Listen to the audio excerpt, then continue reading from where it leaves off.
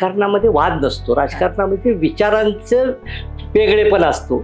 तर अजितदादांच्या राष्ट्रवादी काँग्रेसच्या एकाही कार्यक्रमाला मी कुठे हजर नाही, मात्र शरदचंद्र पवार साहेबांच्या सगळ्या कार्यक्रमाला मी हजर असतो. फक्त थापा मारणारा, गोड बोलणारा, गोड बोलून हसून तेवढ्यापुरतं खांद्यावरती हात ठेवणारा लागत नाही. त्याला विकासाची दृष्टी असणारा माणूस लागतो आणि ती विकासाची दृष्टी ही माझ्याकडे आहे असं मला निश्चितपणे वाटतं.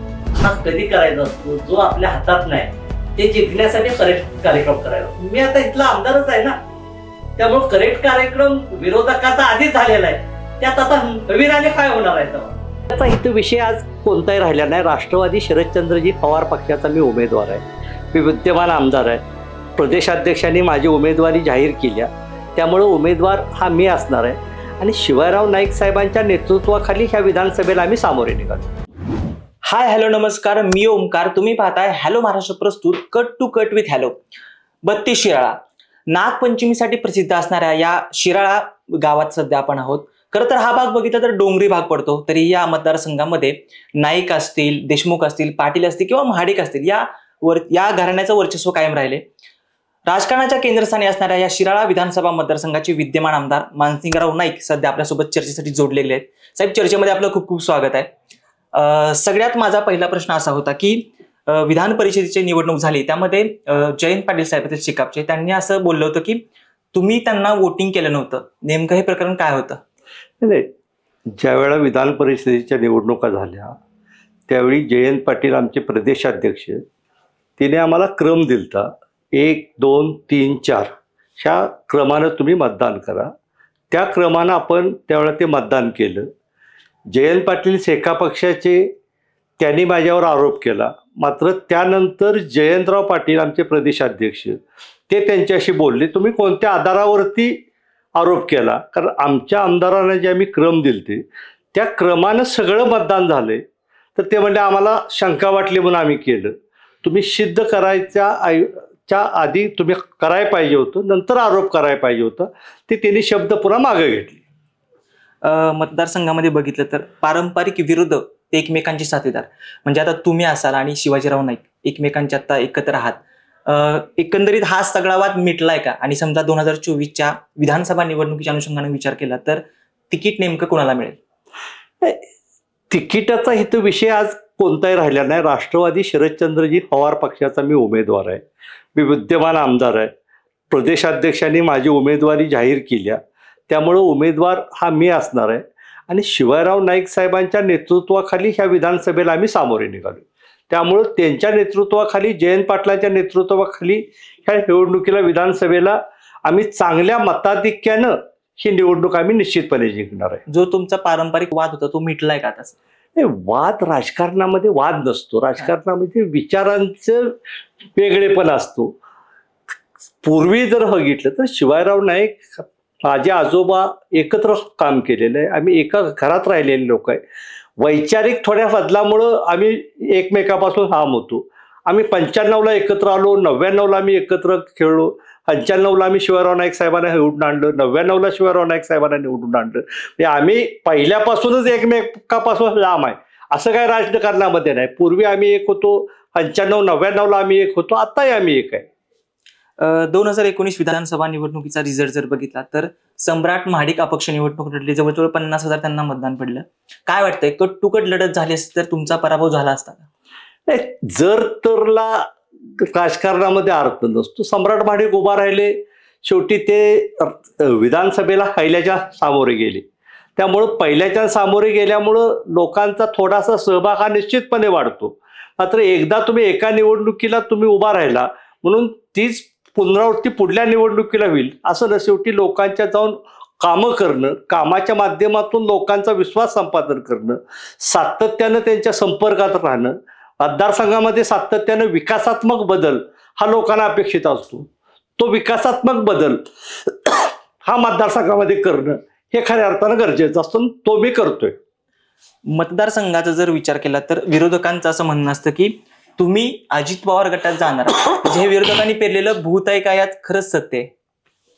नाही, विरोधकांनी पेरलेलं भूत असं म्हटलं योग्य ठरेल. मात्र मी आमदार आहे, अजितदादा राज्याचे उपमुख्यमंत्री आहेत, शेवटी आम्ही एकत्र काम केले. मतदारसंघाच्या विकासासाठी जर त्या ठिकाणी मंत्र्यांना भेटायचं असेल, मंत्र्यांना भेटून काम सांगायचं असेल तर ते गरजेचं पण असतं. मग मी काय फक्त अजितदादांना भेटतो असं नाही, दुसरे अन्य आमचे वळसे पाटील आहेत, अन्य मंत्री आहेत, त्यांना सुद्धा कामाच्या निमित्तानं भेटणं. म्हणजे काय मी त्या पक्षात गेलो, मी राजकीय तुम्ही जर बघितलं तर अजितदादांच्या राष्ट्रवादी काँग्रेसच्या एकाही कार्यक्रमाला मी कुठेही हजर नाही. मात्र शरदचंद्र पवार साहेबांच्या सगळ्या कार्यक्रमाला मी हजर असतो. त्यामुळं अजितदादांच्याकडं कामासाठी गेलं तर त्यात गैर काय नाही. मी शेवटी लोकांचा प्रतिनिधी आहे, मला काम करून घ्यायचं म्हटलं तर केलं पाहिजे. आणि अजितदादा माझ्या गेल्यानंतर जे काम होणार आहे ते इजीवाने करतात. अजितदादांचं या मागच्या 1 महिन्याच्या कालावधीमध्ये बघितलं तर अजितदादांची काही बोलणं झालं का या निवडणुकीच्या अनुषंगानं? नाही, अजितदादा आजपर्यंत निवडणुकीच्या संदर्भामध्ये मला कोणतीही गोष्ट अजितदादांनी विचारलेली नाही. असं मतदारसंघामध्ये चर्चा असते एकंदरीत महाराष्ट्रामध्ये की जयंत पाटील साहेबांच्या बॅकअपवर तुम्ही निवडून येता. किती तथ्य आहे? ते बरोबरच आहे ना. शेवटी माझा मतदारसंघ हा वाळवे तालुक्यातला निम्मा मतदारसंघ आहे. त्यामुळे तिथं जयंतराव पाटील साहेबांना मानणारा त्यांच्या उद्योग समूहातले तिथं लोक सगळे आहेतच ना. कर्मचारी आहेत, संचालक आहेत, बँकेचे संचालक आहेत, कारखान्याचे संचालक आहेत, दूध संघाचे संचालक आहेत, तालुका पंचायतचे सदस्य आहेत, जिल्हा परिषद सदस्य आहेत. शेवटी आम्ही एकदिवसीपणानं काम करतोय ना. मगाशी मी इंटरव्ह्यूला सुरुवात करून देताना म्हटलं की हा सगळा डोंगरी भाग पडतो. या डोंगरी भागामध्ये काम करताना नेमक्या कोणत्या अडचणी येतात? प्रामुख्यानं डोंगर दऱ्यामध्ये असणारा तालुका आहे. त्या ठिकाणी लोकवस्ती मोठी असणारी गाव आहेत आणि 4-5 फक्त कुटुंबाचं एवढी सुद्धा छोटी वाढ आहे. त्यामुळं ज्या त्यांच्या गरजा आहेत, मग तिथं पिण्याची पाण्याची व्यवस्था पाहिजे, तिथं रस्त्याची व्यवस्था पाहिजे, तिथं चांगल्या गटाराची व्यवस्था पाहिजे, तिथं एखाद्या हॉलची व्यवस्था पाहिजे, त्या गावाची काय रिक्वायरमेंट आहे. आणि सगळ्यात प्रामुख्यानं गाव जोडणारे रस्ते, जे डोंगर दऱ्यामध्ये जो शेतकरी जातो त्याला गाव जोडणारे रस्ते पाहिजे. ते सगळे रस्त्याची असेल, पिण्याची पाण्याची व्यवस्था असेल. आमच्या प्रत्येक छोट्या खेड्यामध्ये सुद्धा की पिण्याचं पाणी आणि रस्त्याला आम्ही पोहोचलो. त्यामुळे विकासात्मक बदल हा आम्ही फक्त मोठ्या गावात करतोय असं नाही, छोट्या गावातही करतो, सगळीकडेच तो होतो. तुम्ही म्हणलात विकास छोट्या गावात सगळीकडे चाललाय, पण जर आपण पर्यटनाचा विचार केला तर हा जर भाग बघितला तर डोंगरदऱ्यांनी नटलेला आहे, पण इकडं तसा विकास झालेला नाही. जसं की चांदोली अभयारण्य असेल किंवा धरण असेल. चांदोली अभयारण्याचं अजून त्या ठिकाणी बदल करायचं काम चालू आहे. तुम्ही विकासाचं म्हणाल तर पावसाळ्यामध्ये गुढेपाचगणी पठारावरती एवढी बाहेरची लोक येतात, एवढी लोक येतात. आता जर तुम्ही त्या ठिकाणी गेला सगळीकडे हिरवंगार असतं. त्यामुळे बाहेरचा पर्यटक हा निश्चितपणे येतो. तुम्ही म्हणताय ते चांदोली जे अभयारण्य आहे त्या ठिकाणी वन खात्याची काही रिस्ट्रिक्शन आहे. त्यामुळं अजून त्याला म्हणावं त्या पद्धतीनं अजून त्या ठिकाणी डेव्हलपमेंट झालेलं आहे. मात्र येणाऱ्या 5-6 वर्षामध्ये चांदोली धरण आणि अभयारण्य विकासात्मक बदल हा त्या ठिकाणी येणाऱ्या 5-6 वर्षामध्ये निश्चितपणे होणार आहे. आणि त्या ठिकाणी पर्यटनाची संख्या आमच्या तालुक्याचा जर आपण विचार केला, आम्ही शिराळ्यामध्ये संभाजी महाराजांचं स्मारक करतोय, तिथं पर्यटकी. आम्ही वेळाशीला स्वातंत्र्य सैनिकांचं स्मारक करतोय, ज्या ठिकाणी जंगल सत्याग्रह झाला आणि त्या ठिकाणी देश स्वातंत्र्य, त्या ठिकाणी तिरंगा फडकवला, त्या ठिकाणचं स्मारक करतोय. चांदोली अभयारण्यात आम्ही डेव्हलपमेंट करतोय. चांदोली वसंत सागर त्या ठिकाणी आम्ही पर्यटनाची सुविधा करतोय. म्हणजे तालुक्यामध्ये सगळीकडे किंवा गुढेपाचगणी पठारावरती पर्यटनाची सुविधा करतोय. तालुक्यामध्ये ज्या ठिकाणी पर्यटन करणं शक्य आहे त्या ठिकाणी त्याचं काम आम्ही चालू केलंय. येणाऱ्या 5-6 वर्षामध्ये हे जे रिझल्ट आपल्याला नक्की दिसतील. आपण पर्यटनाबद्दल बोललो, पण आता 2024 विधानसभा निवडणूक अवधी टप्प्यात येऊन पोहोचले. तुमचं नेमकं विजन काय असेल 2024 ते 2019च्या या टप्प्यात? नाही, 2019 ते 2024 जे आम्ही विजन ठेवलं वाकोर्डे बुद्रुक योजना पूर्ण करणं, आज ती जवळजवळ शेवटच्या टप्प्यामध्ये आम्ही आणली.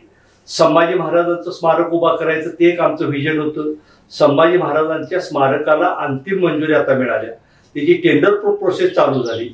येणाऱ्या आठवड्यामध्ये त्याचं टेंडर प्रोसेस चालू होईल. जी 2 कामं आम्ही महत्वाची आम्ही धरली होती त्या दोन्ही कामं आपण ह्या ठिकाणी पूर्ण झालेले आपल्याला पाहायला मिळतात.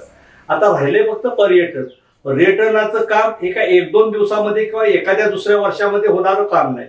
त्याला 4, 5, 6 वर्षामध्ये ते काम होणार आहे. रस्त्याचं जाळं तुम्ही आमच्या तालुक्यातल्या शेवटच्या गावामध्ये जरी गेला तरी तुम्हाला त्या ठिकाणी डांबरी रस्ता दिसेल. म्हणजे रस्त्याचं जाळं आम्ही चांगल्या पद्धतीने विणलंय. त्यामुळं पर्यटन येणारे हे वर्ष 29 पर्यंत खास करून पर्यटनावरती ज्यादा भर देण्याची भूमिका ही आम्ही या ठिकाणी करतो. विरोधकांबद्दल बोलायचं झालं तर तुम्हाला काय वाटतंय, तुम्हाला कोण टफ फाईट देऊ शकतं? आता 2 नावं मतदारसंघामध्ये चर्चा आहे. पहिलं तर असेल संग्राम महाडिकांचं, दुसरं असेल ते देशमुख साहेबांचं. कोण वाटतं? माझ्या पुढं कोणी आलं मी तो अजून विचारच केलेला नाही. सम्राट महाडिक येतील का सत्यजित देशमुख येतील मी विचार लोकांचा करतो, लोकांच्यात असतो, विकास कामाचा विचार करतो. शेवटी कोणतरी हा उभा राहणारच आहे. कुणी जरी उभा राहिला तरी या निवडणुकीला शरद पवारांच्या विचारानं प्रेरित होऊन ही निवडणूक आपण करतोय. जयंत पाटील महाराष्ट्राचे नेते ह्या निवडणुकीला सामोरे जात असताना कोण पुढे येणार आहे हा विचार मी कधीच केला नाही.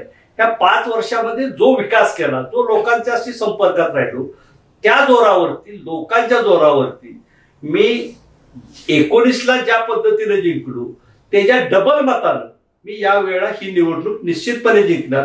कारण मी लोकांच्या फिरत असताना लोकांचा चेहरा, लोकांची ध्येयबोली त्याचा अंदाज घेऊन आणि लोकांना काय आवडतं काय आवडत नाही.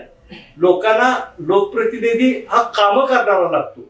फक्त थापा मारणारा, गोड बोलणारा, गोड बोलून हसून तेवढ्यापुरतं खांद्यावरती हात ठेवणारा लागत नाही. त्याला विकासाची दृष्टी असणारा माणूस लागतो आणि ती विकासाची दृष्टी ही माझ्याकडे आहे असं मला निश्चितपणे वाटतं. तुम्ही आपण मुद्दा उपस्थित केला जयंत पाटील साहेबांचा. त्यांचा एक डायलॉग आहे की टप्प्यात आला की करेक्ट कार्यक्रम करायचा. काय वाटतं या वर्षी शिराळा विधानसभा मतदारसंघामध्ये विरोधकांचा करेक्ट कार्यक्रम होईल का? कसं आहे, करेक्ट कार्यक्रम हा कधी करायचा असतो जो आपल्या हातात नाही ते जिंकण्यासाठी करेक्ट कार्यक्रम करायला असतो. मी आता इथला आमदारच आहे ना, त्यामुळे करेक्ट कार्यक्रम विरोधकाचा आधीच झालेला आहे. त्यात आता नवीनाने काय होणार आहे तेव्हा? ह्या सगळ्या पॉलिटिकल चर्चा चालूच असतात, पण आपला एक सेगमेंट आहे, स्पेशल सेगमेंट रॅपिड फायर नावाचा. मी तुम्हाला 2 ऑप्शन देईल, त्याचा तुम्हाला एक पटकन निवडायचं आहे. अजित पवार का शरद पवार? शरद पवार. घड्याळ का तुतारी? तुतारी. मुख्यमंत्री म्हणून बघायला कोणाला आवडेल, सुप्रियाताई सुळे का जयंत पाटील? जयंत पाटील. जिल्हा बँक अध्यक्षपद का आमदार? आमदार. मंत्रीपद का आमदार? आमदार. ठीक आहे, मला वाटतं या सगळ्या चर्चाला आपण इकडे कुठेतरी पूर्ण विराम देऊयात. सर, तुम्ही जो वेळ काढून आम्हाला मार्गदर्शन केलं, तुम्ही चर्चा केली विधानसभा मतदारसंघाबाबत, त्याबाबत हॅलो महाराष्ट्राच्या संपूर्ण टीम कडून मी आपला खूप खूप आभारी आहे सर. धन्यवाद.